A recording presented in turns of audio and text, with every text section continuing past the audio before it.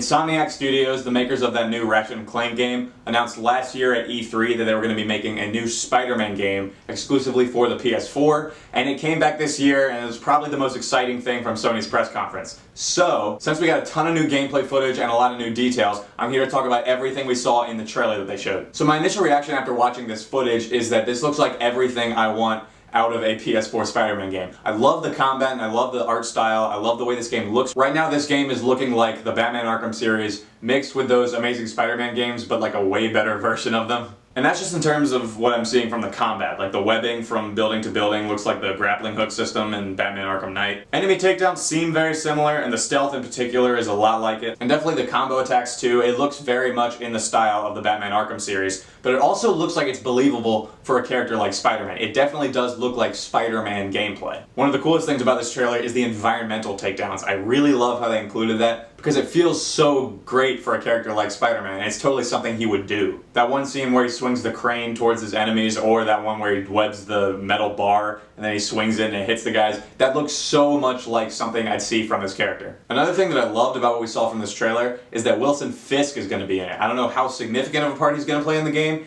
He's probably not going to be the main villain. He might just be in a couple scenes. But the fact that he's in the game tells me that this game is not going to be constrained by who owns what rights to what heroes and what villains. When this game was announced, I was really surprised because, like, who owns the rights for a Spider-Man video game? You know, is it Sony? Is it Marvel? Is it like part Disney, part Sony? But the fact that they're including Kingpin, who is a villain on Daredevil, that tells me that this game is going to be able to explore the Spider-Man universe without being constrained by who owns what. Also, another huge component of this game is going to be the web swinging from building to building. And it looks great from what I see in this trailer. It looks pretty open world. I don't know if it is, but I'm guessing it's going to be that way. And the mechanics just look really nice. It looks just as good, if not better, than the Spider-Man 2 game from 2004. The rest of the gameplay trailer showed us Spider-Man going up against Martin Lee, who looks to be the main villain of this game. I actually wasn't sure who that was, because I'm not too huge into the comic book world, but I looked it up and apparently his villain name is Mr. Negative. I'm just not really sure of his significance in the comic books, but anyway. He takes him out in a helicopter encounter, and this sequence was really great. There was a lot of really cool QTE scenes. It's animated beautifully, the combat looks really good. I can't wait to see where this game goes in the Spider-Man universe. This game is supposed to have come out in 2018. I know a lot of people wanted it to coincide with the release of Spider-Man Homecoming. I did too.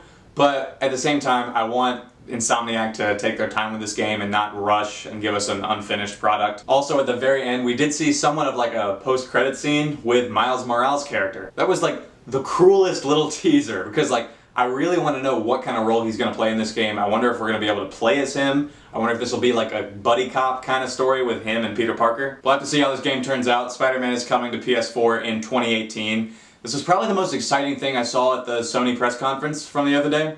I mean, there were a lot of other things that I enjoyed seeing, but not enough to make individual videos on them. So right now I'm just briefly going to run through everything I enjoyed from this conference. I'm a big Uncharted fan, and Uncharted The Lost Legacy looks fantastic. I'm really glad this game is coming so soon. I can't wait to see where this story is going to go and where we're going to go with the characters of Chloe and Nadine. God of War looks totally badass. I'm glad we got a release window for early 2018. We saw a big chunk of gameplay and it looks really great. The combat, interestingly enough, doesn't seem like it's gone through many changes since the last time we saw it, but that's good because I still think the game looks incredible. I'm so excited that Shadow of the Colossus is getting a remaster for PS4. I've never played that game, but I've heard so many good things about it and people keep telling me I need to play it. So that should be really great. And I was really pleased with that trailer for the first Horizon Zero Dawn DLC that we'll be getting, Frozen Wilds. I've really been enjoying that game and I can't wait to see where another story can take us. So that's pretty much everything I enjoyed from the Sony press conference this year. In terms of disappointments, I really did want to see something from The Last of Us Part 2,